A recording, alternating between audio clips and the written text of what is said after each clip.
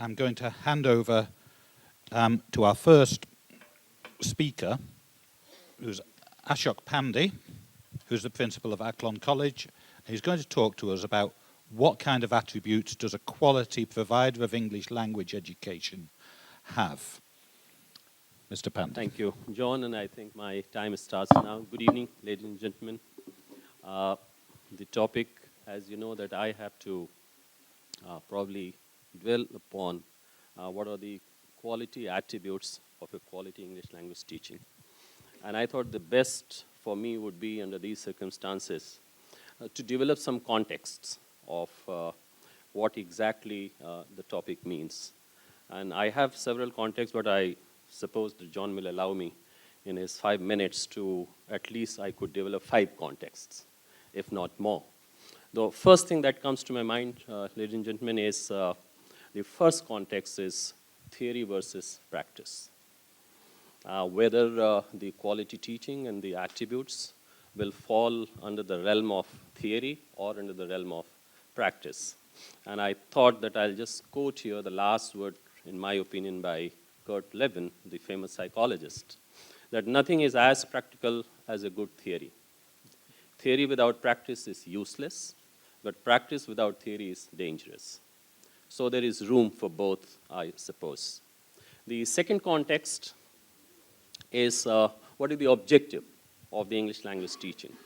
And there are 2 objectives which are generally talked about. One is basic interpersonal communication skills development, and the second is cognitive academic language proficiency development. Some people argue that these 2 objectives are not mutually exclusive. In fact, it could be taken as somewhere in the continuum, that we start with the basic interpersonal communication skills and go into the higher order of cognitive academic development. The third context, in my opinion, is that as a teacher or as a provider of the English language teaching, what are our obligations? And those obligations are, namely, that we have to have a pedagogy of promise, hope, and inspiration. We have to concede that teaching is intellectual, social, and emotional calling.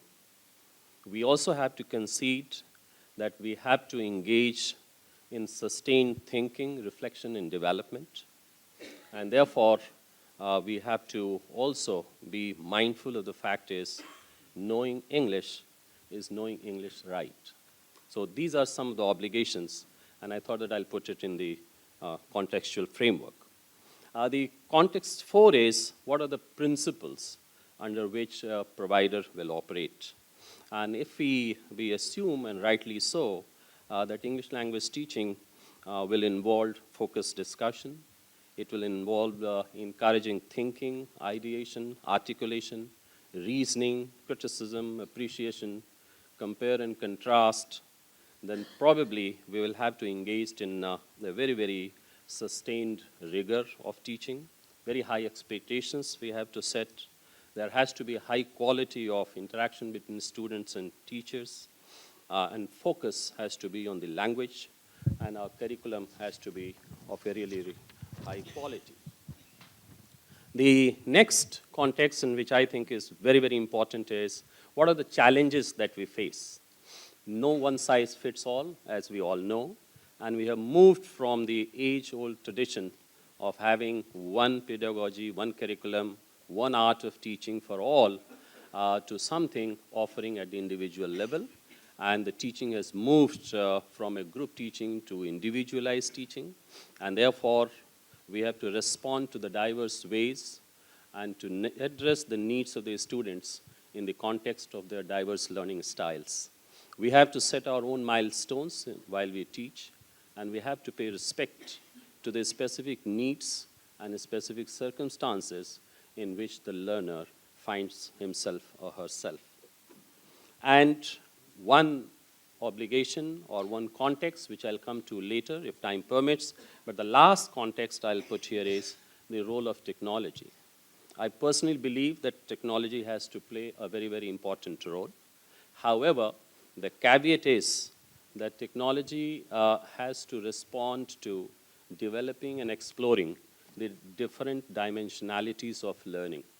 And it has to encourage us to find means and ways to make our teaching more plural and more democratic.